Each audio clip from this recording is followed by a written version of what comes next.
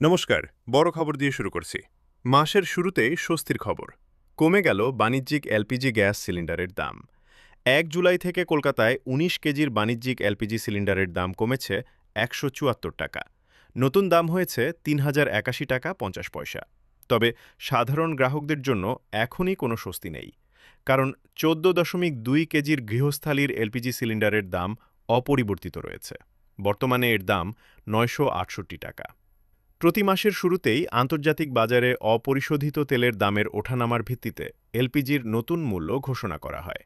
গত কয়েক মাস ধরে বাণিজ্যিক গ্যাসের দাম ধারাবাহিকভাবে বেড়েছিল। তবে এবার সেই ধারা ভেঙে বড়সড় মূল্যহ্রাসের ঘোষণা করা হয়েছে।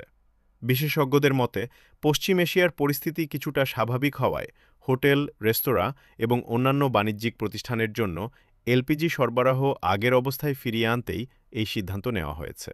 এই দাম কমার ফলে সবচেয়ে বেশি লাভবান হবেন হোটেল, রেস্তোরাঁ, খাবারের দোকান এবং ছোট ব্যবসায়ীরা। কারণ দীর্ঘদিন ধরে গ্যাসের বাড়তি দামের কারণে তাদের ব্যবসার খরচ উল্লেখযোগ্যভাবে বেড়ে গিয়েছিল।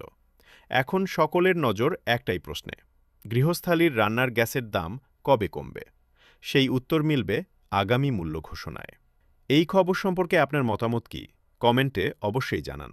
আর এমন গুরুত্বপূর্ণ খবর সবার আগে পেতে আমাদের চ্যানেলটি সাবস্ক্রাইব করুন এবং পাশে থাকা বেল আইকনটি চাপতে ভুলবেন না। ধন্যবাদ।